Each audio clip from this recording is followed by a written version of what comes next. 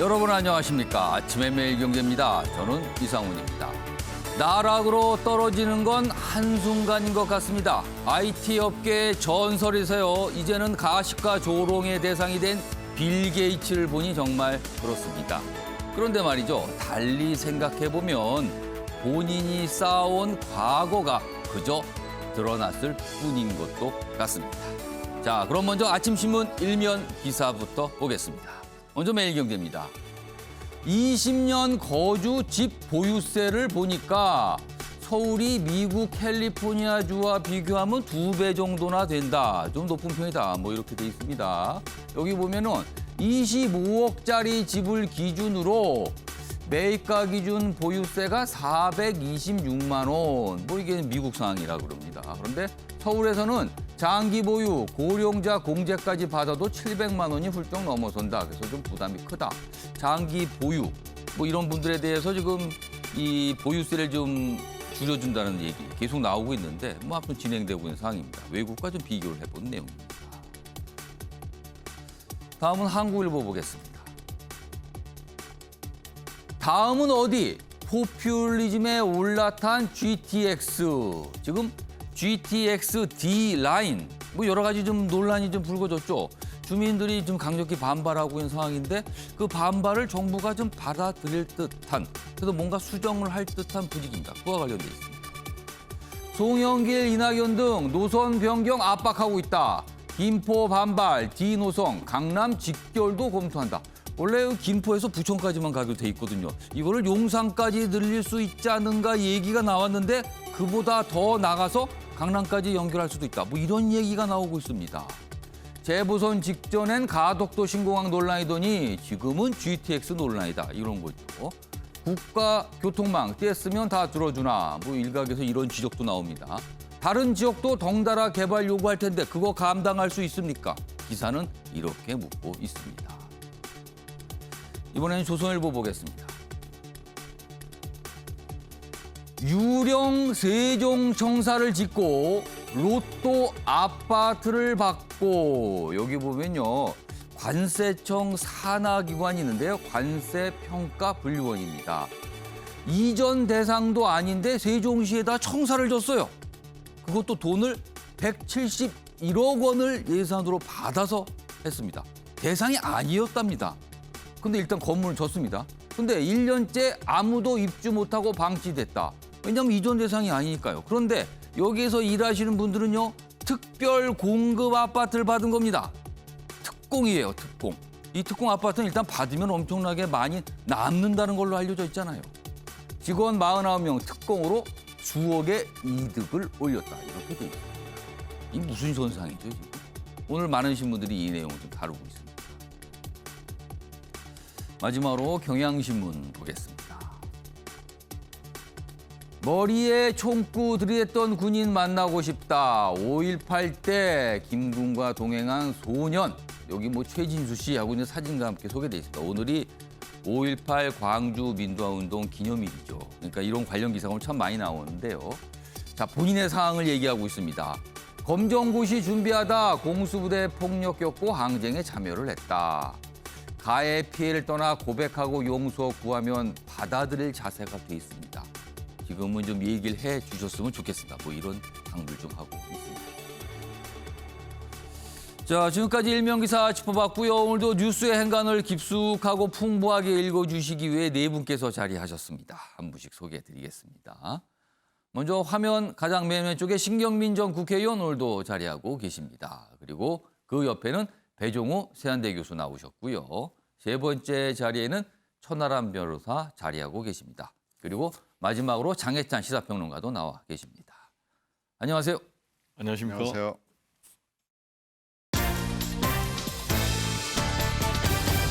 오늘 다룰 주요 이슈들 정리했습니다. 아침을 여는 키워드 5월 18일 화요일 순서입니다. 먼저 첫 번째 키워드 보겠습니다. 가시방석입니다. 어제 더불어민주당이요. 국회로 20대 청년들을 초청했습니다. 그리고 쓴소리를 작심을 하고 들었습니다. 이 자리에는 당 지도부도 참석을 했는데 특히 송영길 대표 가시방석에 앉은 것 같다. 이런 반응이 좀 나왔습니다. 굉장한 쓴소리들이 지금 나왔거든요. 자, 두 번째 키워드는 별지의 순간. 별지요. 아시는 분도 있고 모르시는 분도 있겠는데 별똥별을 뜻하는 말입니다. 북한에서 이런 표현을 좀 많이 쓴다 그래요. 북한이 윤석열 전 검찰총장에 대해서 이런 표현을 쓰면서 풍자를 했습니다. 어떻게 보면 지대한 관심을 보인 겁니다. 어떤 내용인지 오늘 소개해 드리겠습니다. 그리고 세 번째 키워드는 도시락이 왜 이래? 군 도시락이 부실하다는 얘기 한참 전부터 나왔죠. 그리고 뭐 시정하겠다는 얘기 있었는데요. 또 나왔습니다. 또 부실하다는 뭐 어떤 사진이 올라온 건데 이거를 해명하려고 군에서 이런 도시락을 줍니다라고 한 도시락이 나왔는데 그 역시 논란입니다. 그건 낫냐 이거죠. 그래서 도시락이 왜 이래? 이런 키워드가 준비돼 있고요. 마지막 키워드는 성명도 못 낸다. 지금 팔레스타인과 이스라엘 충돌 심상치 않게 가고 있는데요. 이 정도면 민간인 피해가 너무 많이 났거든요. 그럼 국제사회가 뭔가 좀 비난도 하고요. 규탄하고요. 자제하라는 성명도 낼 만한데 제대로 된 성명 하나 나오지 않고 있습니다. 다 사정이 있습니다. 자, 그럼 아침에 매일 경제 본격적으로 출발하겠습니다. 첫 번째 이슈는 어제 국회에서 있었던 민주당의 한 행사입니다. 그리고 거기에서 나온 쓴소리들을 소개하고 있습니다. 자, 기사가 두 가지가 준비되어 있는데요. 먼저 첫 번째 기사 보겠습니다. 청년들이 이런 얘기를 합니다. 요즘엔 여당, 그러니까 민주당을 지지하다가는 놀림감이 된다. 이 민주당에게는 굉장히 아픈 얘기입니다. 여기 사진 좀 봐주실까요? 여기 보시면 오른쪽에 송영길 더불어민주당 대표가 지금 청년들과 인사를 나누죠. 주먹 인사를 하는 모습입니다. 이렇게 초청 간담회가 있었는데요. 이렇게 인사를 하고 청년들의 얘기를 들은 겁니다. 내용 좀 더 보겠습니다. 여당이 어제 성년의 날을 맞아 20대 청년들을 초청했습니다. 그리고 나온 말입니다. 돈을 준다고 표 주지 않는다. 최근에 여당 대선 주자분들 청년들에게 뭐 이러이러한 지원하겠습니다. 구체적으로 액수를 얘기하면서 이렇게 지원할 수 있습니다. 이런 얘기 많이 하거든요. 그와 관련해서 돈 준다고 표 주지 않습니다. 송영길 면전에서 비판을 쏟아냈다. 송 대표 가시방석에 앉은 느낌이다. 이렇게 반응을 좀 보였습니다. 기사 하나 더 있습니다. 민주당 지지 묻는 게 비하 발언이 되는 지경이다. 송영길의 쓴소리 쏟아낸 20대. 그리고 다른 얘기도 있어요. 여기 좀 소개가 더 돼 있죠. 민심을 가르치려 하지 않았으면 좋겠다. 왜 자꾸 가르치려 들으냐? 이해하려 들지 않고. 그리고 비리를 공정히 처리할 줄 알았는데 아니었다. 이런 쓴소리도 있습니다. 그리고 여기 보면 뭐 세계 여행비, 군 출발 자금 뭐 이런 약간 최근 어떤 지원 얘기가 있었죠. 이거에 대해서도 돈 준다고 표 안 줍니다. 뭐 이런 얘기까지 좀 나왔습니다. 자, 그럼 어제 어떤 모습이었는지 직접 영상으로 확인해 보겠습니다. 보시죠.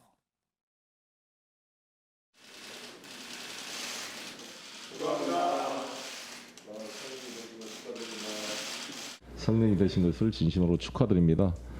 축하도 드리고 반갑다는 인사도 건네지만 한편으로는 가시방석에라도 앉은 것처럼 미안하고 안타까운 마음도 듭니다. 청년 세대의 정의감과 공평의 문제는 기성세대 그것보다 훨씬 엄정하고 고닫습니다. 이 세대 비판에 기꺼이 귀를 열어주고 또 이것을 받아들이도록 노력하겠습니다. 예전엔 친구들끼리 너 자유한국당 지지하냐? 라고 놀리곤 했었습니다. 그런데 요즘엔 너 더불어민주당 지지하냐? 가 조롱과 비하의 이야기가 돼버린 것 같습니다. 어떤 분은 고졸자에게 세계여행 경비 1,000만 원을 지급해준다고 하고 어떤 분은 군을 제대한 청년들에게 3,000만 원씩 지급한다고 하고 청년들은 더 이상 이런 공약들에 속아 표를 주지 않습니다. 저런 쓴소리, 그러니까 여러 가지 얘기가 나오는데 그중에서 이제 대표적인 오늘 기사에 소개된 대목들을 좀 영상으로 좀 준비해서 보여드렸습니다. 배주호 교수님. 예. 민주당을 향한 쓴소리입니다. 어떻게 보면 청년들의 강한 거부감이 담겨있는 말들이에요. 왜 이런 거부감이 나타난 겁니까? 어떻게 분석하세요? 뭐 한마디로 얘기하면은 민주당에 대한 기대감이 실망감으로 바뀌었다라는 것 같아요. 역시 이제 기대를 했던 것은 과거의 자유한국당과는 다른 부분, 구체적으로는 두 가지 포인트 같아요. 하나는 좀 공정하고 정의롭게 할 것이다라는 부분, 그리고 우리 삶을 위한 문제 해결 능력이 있을 것이다. 라고 기대를 했는데 실제로 이제 민주당이 집권을 하고 4년이나 됐는데도 불구하고 우리의 삶은 여전히 힘들다. 구체적으로는 뭐 주택 문제, 일자리 문제 예. 거기에 대한 이제 강력한 분노의 목소리가 핵심인 것 같고요.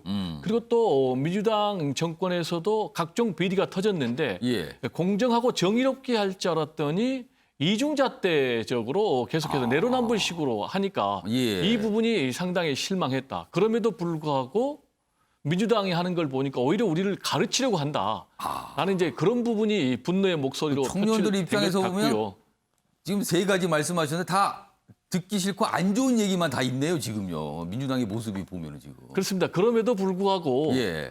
지금 송영길 대표가 이렇게 20대 예. 이제 막된 이제 성년식을 가진 이런 젊은이들을 초청해서 쓴소리를 들었다는 점 예. 이런 부분은 저는 굉장히 긍정적으로 평가를 해주고 싶습니다. 예. 그러니까 그 점은 뭔가 바뀌겠다라는 모습이 보인다. 그거는 긍정적으로 좀 평가할 만하다는 말씀이시네요. 그렇습니다. 천하람 변호사. 네. 지금 청년들이 한 얘기 중에서 돈 준다고 표가 가는 거 아니다. 뭐 이런 취지의 얘기를 했어요. 지금 여당의 대선 주자분들이 약간 액수, 구체적인 금액을 얘기하면서 어떤 정책 부분들을 말하고 있거든요. 그리고 구상들을. 근데 그 부분에 대한 어떻게 보면 뭐랄까요? 비판 또는 반감인 것 같아요. 이거는 어떻게 들으셨어요? 네, 맞습니다. 이게 그 단지 더불어민주당만의 문제가 아니라요. 예. 기존의 뭐 국민의힘 전신의 정당들이나 뭐 현재도 마찬가지입니다. 청년들을 위한답시고 무슨 청년 태스크포스니 청년위원회니 이런 것들 굉장히 많이 만듭니다. 그러면서 항상 하는 건 뭐냐면 이런 현금성 공약을 제시하거나 등록금, 원룸 이런 식의 정말 어떻게 보면 굉장히 작고 선심성 공약들만 많이 만들어냈던 게 현실이거든요. 그런데 정작 청년들이 원하는 정치가 뭐냐를 들어보면 말 그대로 상식적인 정치, 좀 미래지향적인 정치를 하라는 겁니다. 예. 그러니까 쉽게 얘기해서 청년 정치, 청년 공약이라는 게 따로 있는 것이 아니고요. 청년들이 생각할 때 조금 더 민감한 공정성에 대한 감수성, 조금 더 민감한 정의관념으로 봤을 때 우리 정치권이 좀 멀쩡한 정치를 해라. 예. 이런 주문인 것인데 그게 아니라 어떤 여든 야든 예. 청년 지지율이 떨어진다 싶으면 뭔가 퍼주기식 공약 이런 거 하면 청년들이 좋아하겠지라고 생각하는데 우리 청년들의 수준은 그거보다 훨씬 높다. 이거를 여야 모두 명심해야 된다. 그렇게 보입니다. 그러니까 여당의 대선 주자분들은 약간 좀 억울할 수도 있어요. 오해다. 사실은 그렇게 뭐 돈 얘기한 게 아니라 어떤 정책 차원에서 이렇게 아이디어 얘기한 거일 수도 있고 이런 걸 좀 들여다보면 굉장히 도움이 된다. 이렇게 말씀할 수도 있습니다. 그러나 청년들이 듣기에는요. 청년들을 위한다고 하면서 자꾸 돈 얘기를 한다. 이렇게 들린 겁니다. 지금요. 그런 지적을 좀 하고 있거든요. 천하람 교수께서는요. 아까 이 영상에서 잠깐 언급이 됐는데 과거에는 자유한국당을 지지한다라고 그러면 조롱을 받았다. 예. 근데 지금은 그 대상이 민주당으로 바뀌었다. 자, 과거는 자유한국당은 왜 그랬습니까? 사실은 자유한국당은 기본을 못 지켰던 것이죠. 그러니까 청년들이 실망하는 데는 대단한 이유가 있지 않습니다. 예. 청년들 사실 생각해 보면 정치에 대한 기대감이 그렇게 크지도 않아요. 예.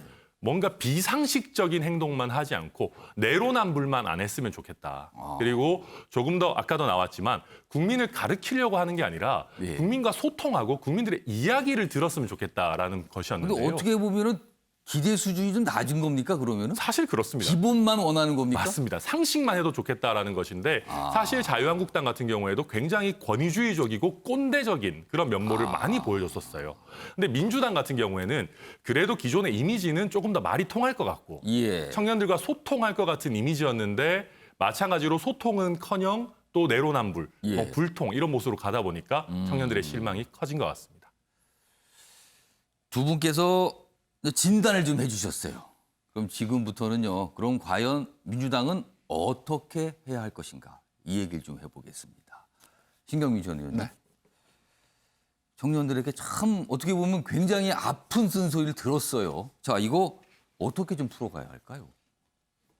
정당이라는 건 그 여든 야든 예. 무조건 정책을 다루는 거고요. 그 정책은 법과 예산과 인사를 통해서 나타나는 예. 거거든요. 근데 지난 4.7 재보궐에서 국민들이 시민들이 보여준 것은 저는 두 가지라고 봅니다. 예. 첫 번째는 그 시대 정신이 뭐든 간에 시대 정신은 항상 근사하거든요. 예. 그게 공정일 수도 있고 정의일 수도 있고 평등일 수도 있고 그런데 시대 정신은 사실은 뭐 조금씩 변하지만 거의 불공정을 시대 정신으로 내거는 정권은 하나도 없습니다. 그건 있을 수 없거든요. 예.